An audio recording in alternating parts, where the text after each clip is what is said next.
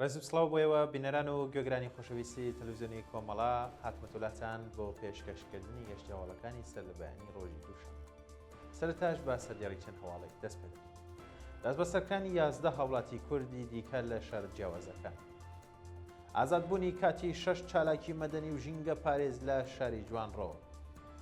زیادبوونی قوربانیانی ڕووداوی هاتوچۆ لە کرماشان. کۆبوونەوەی خەنشینانی تەمین اجتیماعی لە چەندین شاری ئێران و ناڕەزایەتی کرێکارانی شارەوانی ئەندیشە. کوژران و برینداربوونی سێ کرێکار لە تاران و نەیشاب.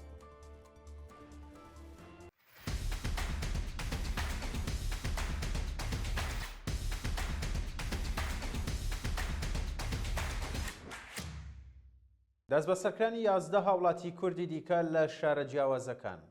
لە درێژەی شەپۆلی دەستبەسەرکردنەکاندا لانیکەم 11 هاوڵاتی کوردی دیکە لە شارە جیاوازەکانی کوردستان لەم دوایانەدا لەلایەن هێزەکانی ڕژێمەوە دەستبەسەر کراون. یاسین فاتحی، عەباس کەیهانی، نیما ڕازیانی، بەهمەن ڕەسوڵیان، بهزاد قەوامی، فەرێبۆش سادقی، محەممەد ڕەزا نوسرەتی، مەنسوور عەزیزی، ئەحمەد شێخی، ئومید ئەمانی و مەسعود بابایی لە شارەکانی وەکو دێولان، کرماشان، شنۆ، سنە، ئیلام، دێهلۆران، کەنگەڤەر، بیجار، شیروان و بژنۆر لەم یان لەلایەن هێزەکانی ڕژیمەوە دەستبەسەرکراون. شایانی باسە لە نێوان ئەو هاوڵاتیانەدا مەترسی سەپاندنی سزای سدارە بەسەر مەسعود بابایی هاوڵاتی خەڵکی شیروان لە ئاراتە. ئازادبوونی کاتی 6 چالاکی مەدەنی و ژینگە پارێز لە شاری جوانڕۆ. ماهان ئەعزەمی، ئەدیب ساڵخوردە، کامەران مرادی، محەممەد هەجرانی، هیوا وەیسی و یەحیا دەروێشی 6 چالاکی مەدەنی و ژینگە پارێزی خەڵکی شاری جوانڕۆ دوای نزیکەی 15 ڕۆژ دەستبەسەرکران بە دانانی وەسیقە بۆ ماوەیەکی کاتی ئازادکران. بە پێڕاپۆرتی کارگەر نیوز ئەم 6 چالاکە شەوی شەممە 27 بەفرانبار لە جوانڕۆ بە بێ پیشاندانی فەرمانی دادگایی دەستبەسەرکراون و بۆ شوێنێکی نادیار گواستراونەتەوە. وتراوە لە ماوەی دەستبەسەرکردنەکانیاندا ئەم چالاکانە لە دیداری خێزان و پەیگیری یاسایی کرێکار یان کاریگەری بێبەش بوون و بارودۆخی ڕاگررتنیشیان نیگەرانی دروست کرده بوو. شایانی باسە تا ئێستا هیچ زانیاریەکی فەرمی دەربارەی تۆمەتەکانیان بەڵاو نەکراوەتەوە. زیادبوونی قوربانیانی ڕووداوی هاتوچۆ لە کرماشان. ڕووداوەکانی هاتوچۆ لە پارێزگای کرماشان لە 11 مانگی ڕابردوودا گیان لە دەستدانی زیاتر لە 500 کەسیان لێکەوتوتەوە. لەم بارەوە بەڕێوەبەری دادپزیشکی پارێزگای کرماشان دەڵێت لە 11 مانگی ڕابردوودا 533 کەس لە پارێزگاکە بەهۆی ڕووداوی هاتوچۆ گیانیان لە دەستداوە کە بەراورد بە هەمان کاتی ساڵی ڕابردوو 12 کەس زیادی کردووە. ناوبراو هەروەها دەژڵێت هەر لەو ماوەیەدا 14,000 کەس با ڕووداوی هاتوچۆ بریندار بوون کە 4,297 کەسیان ژن و 9,704 کەسیشیان پیاو بوون. کۆبوونەوەی خانشینانی تەمین اجتیماعی لە چەند شاری ئێران. ڕۆژی یەکشەمە 12 ڕێبەندان خانشینانی کارگەری تەمین اجتیماعی لە چەندین شاری ئێران لەوانە شوش، ڕەشت و تاران لە ناڕەزایەتی بە گرنگی پێنەدانی بەرپرسان سەبارەت بە داواکاریە سنفیەکانیان کۆبوونەوەیان ئەنجامدا. ئەم خانشینانە بە توندی ڕەخنە لە بارودۆخی خراپی ژیان و معیشەتی خۆیان دەگرنەوە دەڵێن بەرزبوونەوەی بێپێشینەی نرخەکان، ئاستی نزم و خراپی خزمەتگوزاریە تەندروستی و ڕێفاهیەکان خانشینانی تەمین اجتیماعی تووشی کێشەی زۆر کردووە. خانشینان داوای جێبەجێکردنی مادەی 96 یاسای دابینکردنی کۆمەڵایەتی، زیادکردنی موچەی خانشینی بە پێی نرخی ڕاستەقینەی سەبەدی ژیان، چارەسەری تەندروستی بە بێ بەرامبەر و هەڵوەشانەوەی بیمەی تەکمیلی، هەروەها پارەی جێژنانەی کارگەری لە پێش ساڵی نوێ دەکەن.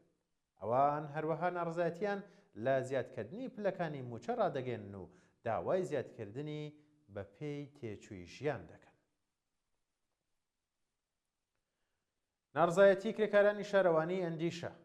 ژمارەیەک لە کرێکارانی شارەوانی ئەندیشە ڕۆژی یەکشەممە 12 ڕێبەندان لە ناڕزایەتی بە نەدرانی موچەکانیان دەستیان بە ناڕزایەتی کرد.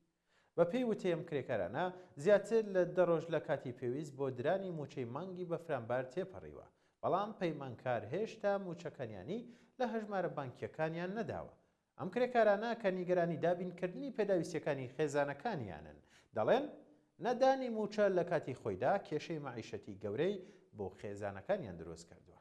یەکێک لە کرێکاران دەڵێت سەرڕای پەیگیری زۆر تا ئێستا هیچ هەنگاوێکی کاریگەر بڵێن بۆ دانی هەقدەستەکانیان نەدراوە. کوژران و برینداربوونی سێ کرێکار لە تاران و نەیشابور. بە پێی هەواڵە بڵاوکراوەکان لە تاران و نەیشابور ڕۆژی یەکشەممە 12 بەفرامبەر بەهۆی نەبوونی ئامێر و مەرجی پاراستنی پێویست لە شوێنی کاردا کرێکارێک و لە نەیشاپور بڵێن گیانی لەدەستداوە و دوو کرێکاری دیکەش لە تاران بریندار بوون. لە ڕووداوی یەکەمدا بەهۆی ئاگرکەوتنەوەی کارگە و ئەنبارێکی پێڵاو دوو کرێکار بە توندی بریندار بوون. هەروەها کرێکارێکی گەنجیش کە تەمەنی 25 ساڵە لە کاتی کارکردن لەگەڵ ئامێری تێکەڵکەری کارگەی بەرهەمێنانی خواردنی ئاژاڵ لە شارۆچکەی پیشەسازی خیام لە نەیشاپور بەهۆی کەوتنە ناو قیفی ئامێرەکەەوە بەداخەوە کە گیانی لەدەستداوە. دەست بەسەرکرانی دکتۆر عەلی ڕەزا ڕەزایی لەگەڵ تونبوونەوەی فشاری ئەمنی لەسەر کادری پزیشکی. بە پێڕاپۆرتەکان دکتۆر عەلی ڕەزا ڕەزایی پزیشکی پسپۆڕی ئۆرۆلۆژی نزیکەی 2 هەفتە پێشێستا لە تاران دوای دەرچوون لە شوێنی کارەکەی لەلایەن هێزە ئەمنیەکانەوە دەست بەسەر کراوە. سەرچاوەکانی ناوخۆیی دەڵێن خێزان و هاوکارەکانی لە ماوەی دەست بەسەرکردنەوە هیچ ئاگاداریەکی فەرمیان پێ نەگەیشتووە. شانی باسە تا ئێستا هیچ زانیاریەک لەسەر شوێنی ڕاگرتن یان بارودۆخی تەندروستی ناوبرا و بڵاو نەکراوەتەوە. ئەم دەست بەسەرکردنە لە کاتێکدا ڕوویداوە کە لە پەیوەندی لەگەڵ ناڕەزایەتیەکان یان ناڕەزایەتی سەراسەریەکان 1404 فشاری ئەمنی لەسەر پزیشکان و پەرستاران و کادری تەندروستی بە شێوەیەکی دیار زیادی کردووە. بە پێی هەندێک لە راپۆرتەکانیش لانی کەم 7 پزیشک لە ماوەی مانگەکانی ڕابردوودا دەست بەسەر کراون. هەندێک هۆکاری دەست بەسەرکردنیان چارەسەری بریندارانی ناڕەزایەتیەکان دەزانن و لە هەمان کاتدا هێزە ئەمنیەکان هەوڵی ناسینەوە و دەست بەسەرکردنی برینداران لە ناو نەخۆشخانەکان دەدەن کە ئەمە بنەمای بێلایەنی پزیشکی تووشی پرسیارێکی گەورە کردووە. مردنی گوماناوی ڕەزا ڕیزەوەندی دوای ونبوونی لە ناڕەزایەتیە سەراسەریەکان لە پاکدەشت.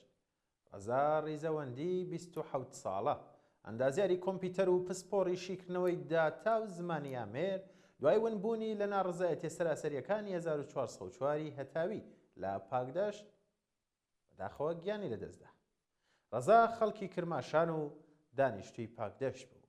ڕۆژی هەینی 19 دەی نزیکەی کاتژمێر 7 ئێوارە بۆ بەشداریکردن لە ناڕەزایەتیەکان ماڵی بەجێهێشت. دواپەیوەندیەکەی لە کاتژمێر 8:30 شەودا بوو کە تێیدا وتبووی هێزە ئەمنیەکان دوای کەوتون. دوای ئەو پەیوەندیەش تەلەفۆنەکەی کوژاوەتەوە و هیچ هەواڵێکی تری لێ نەبوو. خێزان و نزیکەکانی لە ڕۆژانی دواتردا گەشت و پەیگیریەکانیان لە زیندانەکان و دادگاکاندا دەست پێ کرد، بەڵام هیچ یەک لە دەستگا فەرمیەکان بەرپرسیارەتی ونبوون یان دەست بەسەرکردنیان وەرنەگرت.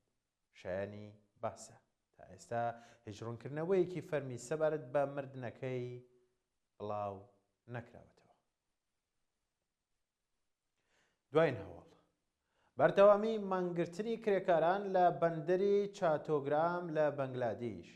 لە ڕۆژی 31 ژانیۆوە تا ئێستا کرێکارانی بەندەری چاتۆگرام گەورەترین بەندەری بەنگلادیش لە ناڕەزایی لە سەپاردنی تەرمیناڵی نوێی کانتێنەر بە کۆمپانیایەکی دەرەکی مانگرتنیان دەست پێ کردووە. لەو ڕۆژەدا چالاکیەکانی بەندەر لە ژمارەیەک سەکۆی سەرەکی وەکو تەرمیناڵی گشتی کاڵا GCP، تەرمیناڵی کانتێنەری چاتۆگرام CCT و تەرمیناڵی NCT بە شێوەیەکی دیار کەم بۆتەوە و زۆربەی کارەکانی بارکردن و دابەزاندن بە گشتی وەستاون. سەرکردەکانی یەکێتیە کرێکارەکان و چالاکانی بەندەر دەڵێن ئەم بڕیارەی حکومەت بە بێڕاوێژ لەگەڵ نوێنەران هێزی کار و لە پێش هەڵبژاردننی گشتی دەکرێت ئاسایشی کار و داهاتەکانی هەزاران کرێکار بخاتە مەترسی و بەرژەوەندیە نیشتمانیەکان لاواز بکات، چونکە تەرمیناڵی NCT یەکێکە لە قازانجارترین بەشەکانی بەندەر هەروەها بەرپرسانی بەندەر لە هەمان ڕۆژدا بە بڵاوکردنەوەی ئاگاداری ڕەنگەن کە هەموو کۆبوونەوە ڕێپێوان و خۆپیشاندانێک لە ناوچەی بەندەر نایاساییە و یان نایاساییە و ئەگەر ئەنجام بدرێت دەکرێت داوایەکی یاسایی یان فەرمی هەبێت بەڵام کرێکاران ئەم هۆشدارەیان پشتگوێ خست و خۆپیشاندان و ڕێپێوانەکانی خۆیان ئەنجامدا. بینەران و گوێگرانی خۆشەویست گەشتیاوەڵەکانم پێشکەشکردن ڕۆژێکی خۆش بۆ هەموو لای.